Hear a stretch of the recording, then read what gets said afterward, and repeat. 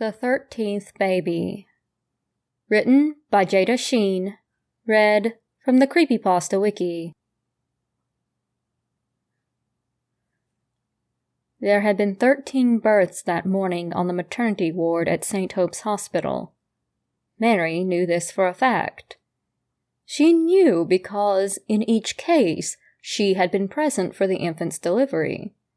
In each case, she had removed the infant to the nursery. In each case, she had placed the infant in its little bed, prepared the little pink or blue name card, and slotted it into place. 12 births, 12 babies, all accounted for. Why then, as she looked up and down the row before her, did she count 13 little beds? Why, even more, did they all appear full, each with its own tiny wriggling occupant? A fellow nurse bustled by.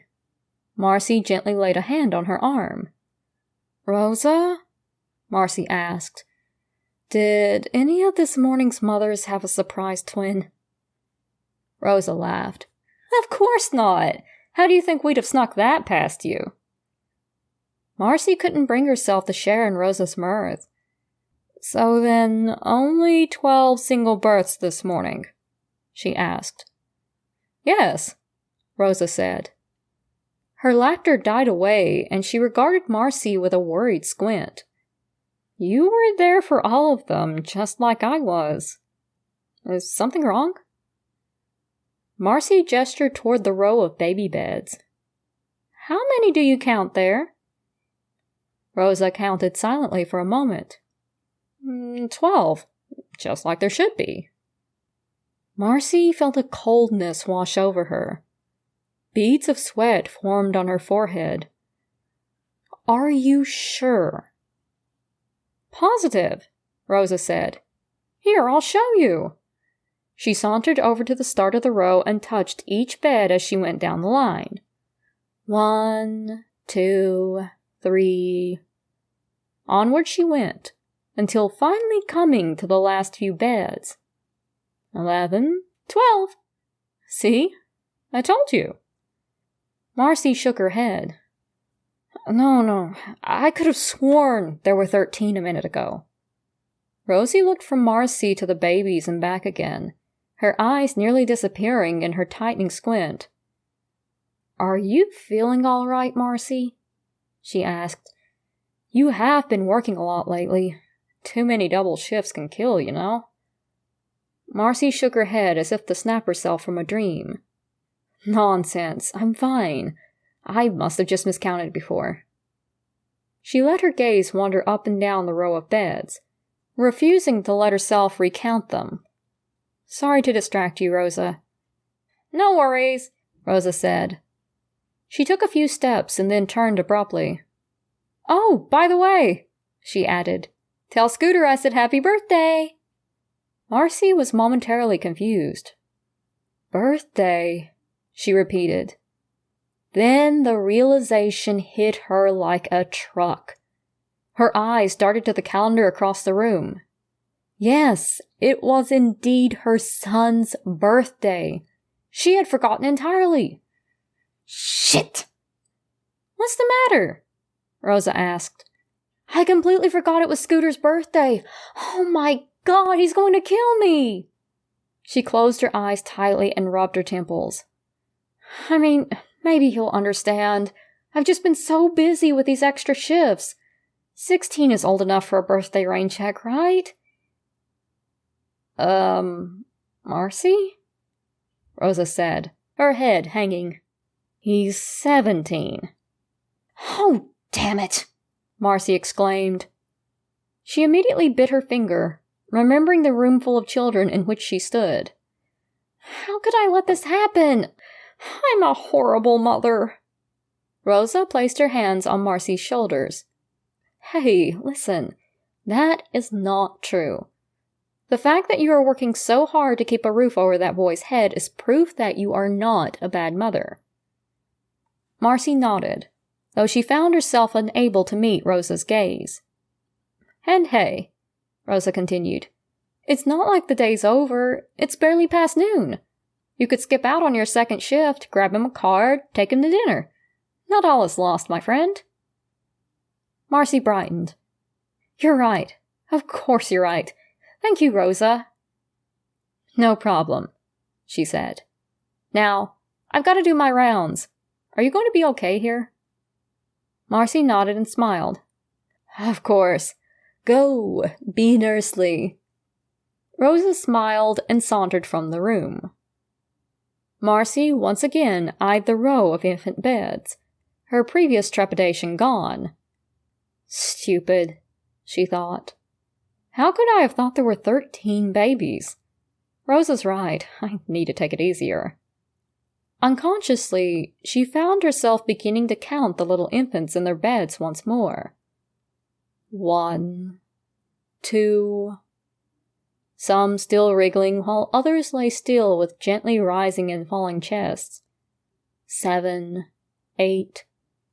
8 girls, she counted. 8 future American beauties, she was sure. 10, 11... At last, she came to the final beds. 12... 13... She froze. No. She must have been mistaken again, she thought. But how could she? What were the odds? She stepped toward the first bed, determined to settle this once and for all in her own mind. Just as Rosa had done, she touched each bed as she went down the line. 1, 2, on and on until finally 11, 12, 13. 13. Marcy stood shaking before the last little bed. Her hand flew from it, as if it might burn her. Within it was a larger-than-average infant, wide awake and cooing. Its eyes darted around the room as if it were greedily drinking in every detail it could find. The card on the end of the bed was rimmed in blue. A little boy, Marcy recognized. She studied the name that had been written there. Solomon. Funny, she thought. Scooter's real name. She let a mix of curiosity and her nurse's instinct overcome her uneasiness, and she took a step closer to the bed. The sight that met her there was completely unexpected. Smiling up at her with joyful eyes and wet, glistening lips was the most charming baby boy she had ever seen. She found him especially dear because he reminded her so much of how her own son looked as a newborn. "Well, hello there, Mr. Solomon," she said softly, reaching for the infant. As her hand neared him, he reached out his own pudgy arms as if to meet her. Their fingers made contact. The moment was electric. The touch of this baby's skin against hers filled Marcy with an immense feeling of love. The emotion was so strong she could not hold back a tear that rolled down her cheek. She could have stayed there in that moment forever, looking down and bonding with this clearly special baby. But the sound of the door creaking open stole her away. "Marcy," Rosa said. "Scrub up. We're needed in the delivery room." Instantly, Marcy flipped into work mode and hurried about her task. As soon as her shift ended, Marcy took Rosa's advice and headed out of the hospital. She was determined to do right by Scooter and salvage what was left of his birthday. Poor kid, she thought. It pained her to remember how busily she'd rushed him out to school that morning. She hadn't even remembered to wish him a happy birthday. Never again would she make that mistake, she promised herself. After picking up a sentimental card and calling Scooter's favorite steakhouse to make a reservation, Marcy pulled into her driveway. The house seemed quiet as she made her way toward the front door. She could see the living room window was dark. Normally, that was where she would find her son, neglecting his homework and sitting far too close to the television.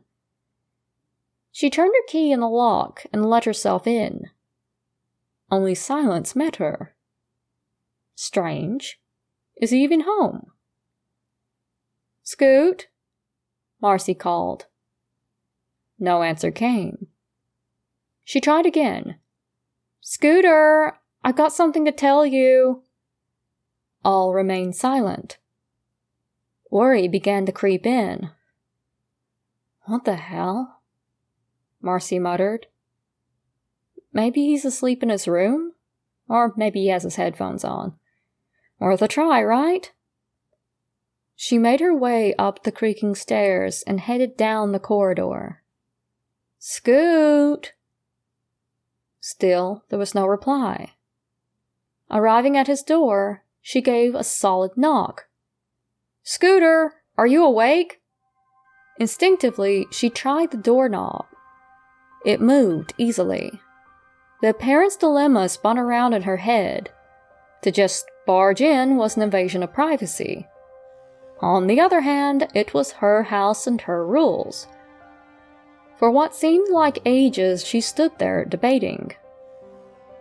All right, enough, she said to herself at last. He'll get over it.